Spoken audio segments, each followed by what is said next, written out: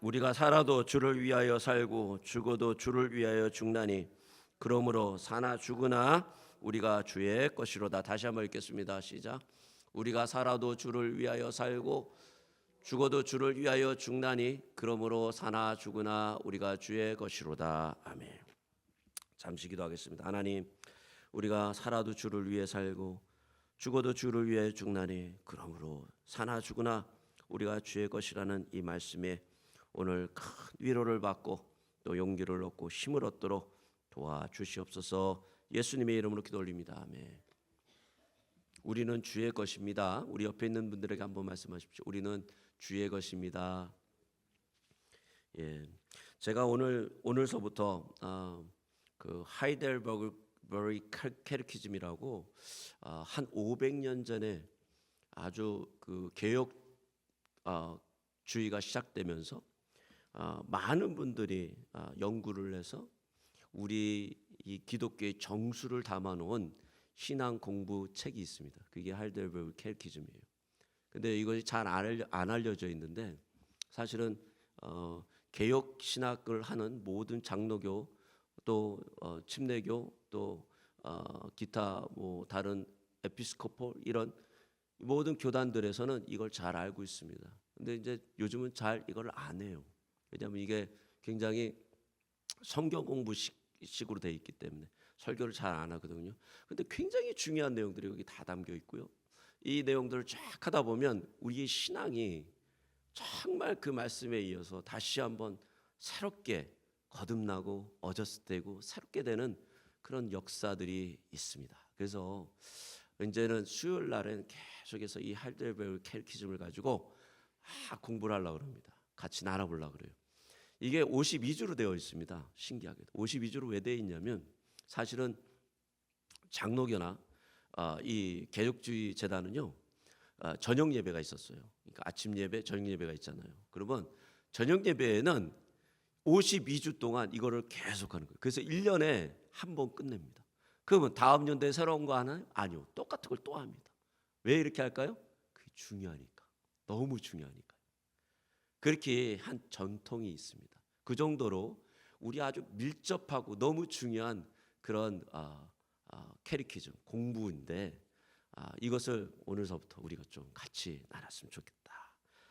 이렇게 생각을 합니다. 그래서 롤스데이 주일 첫째 주일 그 질문이 나갑니다. 우리 질문 한번 펴주시겠습니까?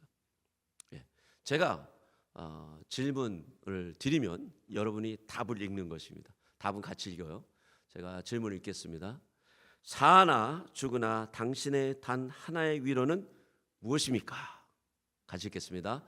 나는 나의 것이 아니고 사나 죽으나 몸과 영혼이 모두 나의 신실하신 구주 예수 그리스도의 것입니다.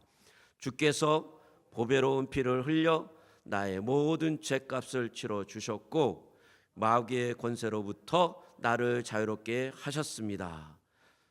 또한 거기 읽으셔야 됩니다. 또한 하늘에 계신 나의 아버지의 뜻에 아니고는 나의 머리카락 하나라도 나의 머리에서 떨어지지 않을 것과 같이 주님께서는 나를 항상 지켜주십니다. 실로 모든 것이 협력하여 나의 구원을 이룹니다. 내가 주님의 것이기에 주께서 성령으로 말미암아 내게 영원한 생명을 보증하시고 지금부터 나의 온 마음을 다하여 기꺼이 주를 위하여 살도록 인도하십니다. 너무 좋은 얘기죠. 정말 진리를 어떻게 그렇게 잘 요약해서 넣어놨는지요. 이 위로를 받으면 이제 그러한 이 고백들이 나오는데 2번 문제가 이렇게 열리죠. 이러한 위로의 기쁨 안에서 살다가 죽기 위하여 당신은 무엇을 알아야 합니까? 우리 같이 읽겠습니다. 시작. 3가지를 알아야 합니다. 첫째, 나의 죄와 비참함이 얼마나 심각한 것인가. 둘째, 어떻게 내가 그 죄와 비참함으로부터 벗어났는가. 셋째, 나를 구원해 주신 하나님께 어떻게 감사를 드릴 것인가 하는 것입니다. 이 세 가지를 알아야 그 위로의 기쁨 안에 살 수 있다라고 이 하이델베르 캐테키즘은 가르치고 있다는 것이죠. 그럼 우리가 이 부분을 하나하나 좀 자세히 이제 나눠보겠습니다. 여러분, 위로가 무엇일까요? 위로의 사전적 의미를 한번 볼까요? 위로의 사전적 의미는 이렇습니다. 우리 같이 한번 읽겠습니다. 시작. 위로란 어려운 상황을 돌보며 편안하게 해주는 좋은 것이다. 이게 사전적 의미래요. 위로란 어려운 상황에 돌보며 편안하게 해주는 것이 위로예요. 자, 모든 사람은 이런 면에서 위로가 필요합니다. 특히 이 복잡한 현대 사회에서 더욱 위로가 필요합니다. 특히 어려운 일 당한 사람들을 도와주는 것, 그 첫 단계는 꾸중이 아니에요. 꾸중이 아닌 그 사람의 마음을 이해해 주는 것이십니다. 이럴 때 사람들을 정말 위로받고 싶죠. 어려울 때. 심지어는 어떤 목사님이 저의 이 따뜻한 말에 위로를 받았다는 최근에 그런 말을 들었어요. 제가 그래서 목사님들도 위로가 필요하구나. 저를 몰랐거든요. 그분은 이렇게 좀 강직하시고 좀 조용하시고 웬만하면 뭐 상처 안 받을 것 같은 그런 분인데 의외로 저희가 이렇게 위로의 말을 좀 드렸는데 크게 위로가 되셨대요. 그 정도로 우리 모두는 정말 위로가 너무 필요한 거죠. 근데 몸이 아픈 사람이 있는데요. 만약에 얼마가 아프냐고 위로해 줘야 되는데 왜 몸에 좋은 것을 안 먹어가지고 그렇게 몸을 망쳐가지고 마음은 위로하고 싶은데 말이 그렇게 나가는 경우가 있잖아요. 그 위로가 안 되죠. 질병의 문제만이 아니죠. 뭐 우리의 대부분의 일들에 대해서도 다 이렇게 적용이 된단 말이죠. 위로가 굉장히 중요해요. 위로는 힘이 됩니다. 위로를 받으면 힘이 나요. 위로를 받으면 다시 회생할 수 있습니다. 왠죠? 위로 속에 사랑이 같이 곁들여져 있기 때문이잖아요. 사랑이. 성경 안에서도요, 하나님의 위로를 받은 사람이 몇 명 나옵니다. 우리 창세기 5장 29절 한번 같이 읽겠습니다. 시작. 이름을 노아라 하여 이르되 여호와께서 땅을 저주하심으로 수고롭게 일하는 우리를 이 아들이 아니하리라 하였더라. 여기서 아니라는 이 단어가 위로라는 뜻이고요. 바로 노아라는 이 이름 자체가 위로라는 뜻이에요. 위로자라는 뜻이에요. 여기서 이 위로라는 것은요, 조금 하나님의 관점에서 생각을 해야 되는 위로예요. 뭐냐면 인간의 죄악이 너무나 그냥 아주 그냥 극에 달했어요. 극에. 이게 이 노아 시대 때 상태는 어느 정도였냐면 우리가 잘 알지만 노아 시대 때 거의 동시대에 살았던 사람이 있습니다. 누굽니까? 에녹이라는 사람이 가인의 후손이죠. 7대 손. 근데 이 에녹은 어떻게 했죠? 자기에게 상처를 준 사람, 자기에게 조금 아프게 하고 힘들게 한 사람은 어떻게 했죠? 두 사람은 그냥 쳐 죽였어요. 그러고 나서 뭐라고 그럽니까? 뻔뻔하게 그럽니다. 내가 이렇게 죽였지만 나는 벌을 받지 않고 하나님이 나를 지켜줄 것이다 라고 선포를 해요. 선언을. 그것도 자기 아내들 앞에서. 얼마나 악이 극에 달했으면 자신이 범죄하고 살인을 저지르고도 자는 벌을 안 받겠다, 하나님이 지켜준다라고 뻔뻔하게 나오겠습니다. 그런 세상이에요. 그런 악이 가득한 세상. 하나님이 보시기에 정말 태어나서 선을 한 사람이 하나도 없다라는 거예요. 그 정도로 악했다. 그래서 하나님이 싹 쓸어버리시죠. 근데 그게 위로래요. 그게 하나님의 선의 어떤 정점을 찍는 위로죠. 그렇기 때문에 그 사회가 다시 한번 변화돼서 어떻게 되죠? 하나님의 계획이 진행되기 시작하는 거죠. 이게 위로죠. 자, 두 번째는요, 창세기 24장 64절 말씀입니다. 우리 한번 같이 읽겠습니다. 시작. 이삭이 리브가를 인도하여 그의 어머니 사라의 장마구를 드리고 그를 맞이하여 아내로 삼고 사랑하였으니 이삭이 그의 어머니를 장사한 후에 위로를 얻었더라. 이거는 굉장히 삶 속에서 실제적인 위로, 우리들에게 필요한 어떤 위로입니다. 사람이 이처럼 위로를 받아요. 위로가 필요하다는 거죠. 이 위로를 받기 위해서 우리 삶 속에서 정말 나쁜 것들, 악한 것들 이런 것들이 없어지고 좋은 것들이 풍성해지면 정말 좋겠죠. 근데 우리의 삶이 그렇지 못하잖아요. 그렇죠? 그래서 우리가 늘 위로에 굶주린 사람들이 되는 거예요. 왜냐하면 상황이 그러니까. 우리 자녀들 다 겪겠지만요, 자녀들이 한 번씩은 다 겪죠. 갑자기 자다가 어떻게 됩니까? 경기를 하고 일어나잖아요. 그러고 나서 막 울죠. 그 가보면 왜 그러죠? 악몽을 꿨어요. 악몽. 아주 그냥 지긋지긋한 누가 쫓기거나 아니면은 뭐 동물이 달겨들거나 막 그런 악몽을 꿔가지고 애가 일어나면 어떻게 됩니까? 그냥 밤새도록 울고 그러죠. 그럴 때 어떻게 합니까? 우리가 가서 안아주고 껴안아주고 위로하잖아요. 그죠? 옆에서 내가 여기 있다. 같이 있잖아요. 아빠로서, 엄마로서. 그때 위로를 받습니다. 위로를 받아요, 아이들이요. 그리고 어떻게 되죠? 다시 잠을 잘 수 있습니다. 다시 잠을 잘 수 있어요. 괜찮아. 그 꿈은 그냥 꿈이야. 아빠가 옆에 있잖아. 그럴 때 위로를 받잖아요. 자, 이렇게 위로를 받아요.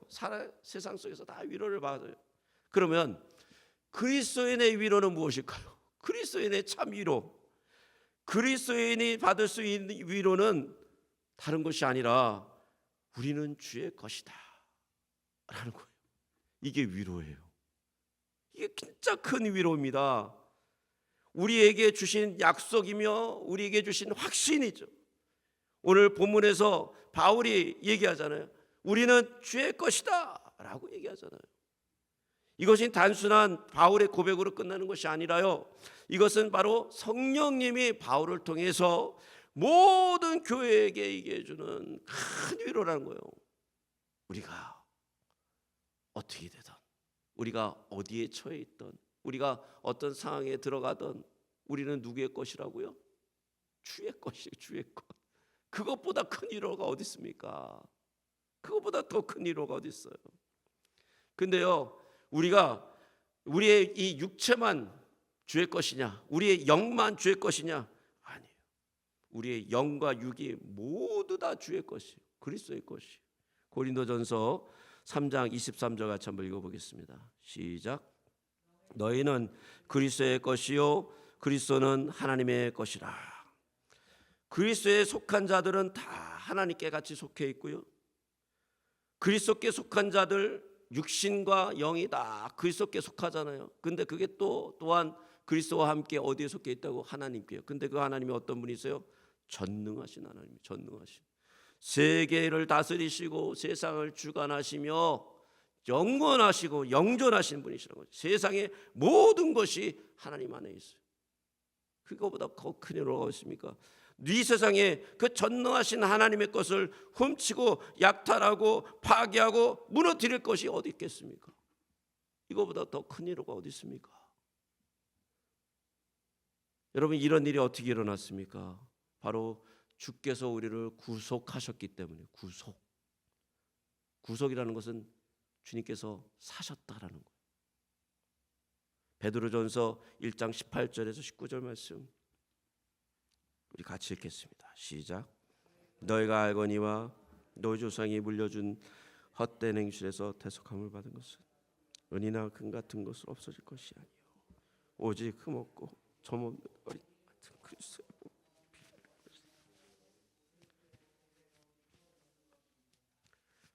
구속이란 말은 예수 그리스도께서 피를 흘려서 우리를 대신해서 사셨다라는 거예요. 우리가 지옥의 값을 치러야 되는데 우리가 이렇게 반항하고 하나님 앞에 아직도 제대로 하지 못하는데, 죄인으로서 하나님의 뜻을 안 따르고 사는데도 우리를 사랑하셔서 핏값을 지셨다는 것입니다. 그 보배로 피로 우리의 죄값을 다 치르셨다는 거예요. 그게 구속이에요. 얼마나 큰 은혜입니까?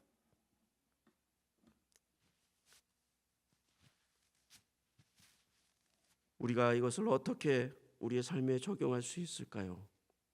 어떤 역사들이 나타날까요? 이 구속으로 인해서 마귀의 권세로부터 우리를 자유롭게 하시고 보호하신다고 나와 있습니다. 베드로전서 1장 5절 같이 읽겠습니다.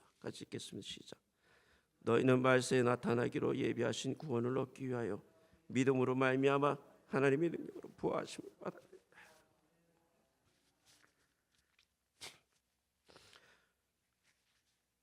죄송합니다. 참 그리스도의 피로 거듭나 생명의 자유를 얻었습니다. 어떤 것에 묶이지 않고 그리스도께만 묶여서 살 수 있게끔 만들어놨습니다. 하나님의 능력이 함께하는 놀라운 백성이 되었습니다. 하나님께서 그의 능력으로 보호하시고 인도하시는 이 세상보다도 더 귀한 그런 백성들을 만들어놨다는 것이죠. 그걸 우리가 어떻게 할 수 있겠습니까? 우리의 힘과 지혜로 알게 되는 것이 아니라 성령님께서 우리에게 감동을 주셔서 성령님이 우리를 깨닫게 하시고 우리의 마음에 뜨거움을 주시고 우리의 마음에 확신을 주시고 믿음을 줘서 알게 한다는 것이죠. 그게 생명입니다. 고린도후서 1장 21절에서 22절 말씀 같이 읽겠습니다. 시작. 우리가 너희와 함께 그리스도 안에서 굳건하게 하시며 우리에게 기름을 부으신 이는 하나님이시니 그가 또 우리에게 인치시고 보증으로 우리의 마음을 성령을 주셨느니라. 아멘. 이 모든 것은 성령에 의해서 우리 영은 깊숙한 곳에 울려나는 종소리와 같이 만들어놨어요.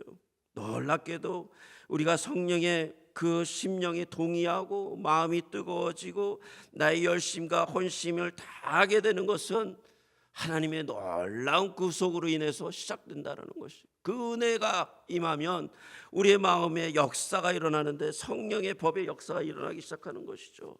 이것이 믿는 자, 그리스도의 것이 된 자, 하나님의 백성이 된 자라는 것이요. 이 땅에 살면서 성령의 충만함으로 살게 되는 것이죠. 이 능력은 세상이 감당할 수 없는 능력이랍니다. 이 땅에 살지만 하늘의 능력으로 살아가는 자들이 되는 것이죠. 마귀와 그 앞자리들을 다 무너뜨리고 살 수 있는 능력의 사람으로 살 수 있다는 것입니다. 힘과 권세를 받은 자로서 세상과 죽음과 절망을 이긴 자들로 살아가게 된다는 것입니다. 이것이 하나님의 은혜 아닙니까? 이것이 우리의 위로가 아닙니까? 여러분, 이 위로를 받고 왜 나약하게 있지요? 왜 절망하고 있습니까? 왜 무너져 있습니까? 자, 그러면 우리가 이 은혜를 갚아야겠죠? 어떻게 갚습니까? 바로 지금부터 주를 위해 살아야 됩니다. 주를 위해. 로마서 8장 17절 우리 같이 읽겠습니다. 시작. 자녀이면 또한 상속자 곧 하나님의 상속자요 상속하니 우리가 그와 함께 영광을 받기 위하여 고난도 함께 받아야 할 것이니라. 여러분, 고난 무서워하지 마십시오. 하나님 위해서 받는 고난 별거 아닙니다. 이 세상에 요새 요한 일서를 나누는데요, 이 땅의 삶이 너무 짧대요. 너무 짧아요. 제가 얼마나 살겠습니까? 50년 더 살겠습니까? 아닙니다. 여러분, 저보다 더 오래 사십시오. 그렇지만 저 50년만 살면 좋겠어요. 50년도 아니에요. 40년만 살아도 좋겠어요. 예. 얼마나 짧은지요. 제가 여태까지 살아온 삶을 보니까 엊그제 같더라고요. 세상이 급히 지나갑니다. 우리가 하나님을 위해서 받아야 될 고난은요, 굉장히 짧다라는, 굉장히요. 근데 그 짧은 고난에 비해서 우리가 받을 영광은요, 그거와 비교할 수 없을 정도 크다는 거죠. 비교할 수 없을 정도. 바울이 힘들고 어려운 상황에서도 이렇게 고백합니다.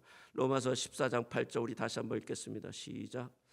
우리가 살아도 주를 위해 사역하고 죽어도 주를 위해 죽나니 그러므로 사나 죽으나 우리가 주의 것이로다. 고린도전서 6장 19절 20절 같이 읽겠습니다. 시작. 너희의 몸은 너희가 하나님께로 받은 바 너희에게 계신 성령의 전인 줄 알지 못하느냐? 너희가 너희 자신의 것이 아니라 값으로 산 것이 되었으니 그런즉 너희 몸으로 하나님께 영광을 돌리라. 이런 유일한 위로로 성도는 견디고 싸워야 됩니다. 이런 고백이 없으면 소망이 없어요. 왜냐하면 이 고백은 현재에만 해당되는 것이 아니라 바로 죽음 이후의 일과 연관되어 있기 때문입니다. 하나님의 나라에서 받을 영광의 위로를 생각하면 현재 아무리 힘든 일이 있어도 주를 위해 살면서 그게 힘들어도 그것은 우리의 위로가 된다라는 것이 우리의 위로가. 위로를 여러분 즐기세요. 위로를 즐기십시오. 이런 위로의 기쁨을 가지고 살기 위해서는 반드시 알아야 될 것 세 가지 오늘 배웠습니다. 첫 번째, 나의 죄와 그 죄의 비참함을 알아야 됩니다. 그래야 예수 그리스도의 은혜가 깨달아집니다. 이걸 모르면은 예수 그리스도의 은혜가 안 와요. 깨달아야 돼요. 두 번째, 그 죄의 비참함에 어떻게 벗어났는지를 알아야 돼요. 예수님께서 십자가에서 나의 죄를 해결하셨다라는 것을 반드시 알아야 됩니다. 그리고 그것을 믿어야 됩니다. 세 번째, 그 죄의 비참함에 벗어나게 하신 하나님께 어떻게 감사하고 살아가야 될지 알아야 됩니다. 이것을 세 가지로 표현하죠. Sin, Salvation, Service라고 합니다. 앞으로 이 세 가지를 가지고 우리가 우리 저녁 시간에 계속해서 나눌 것입니다. 멋있는 그리스도인, 바로 그리스도께 속해 있는 성도들입니다. 우리 같이 기도하겠습니다. 우리 찬송하고 같이 기도하겠습니다.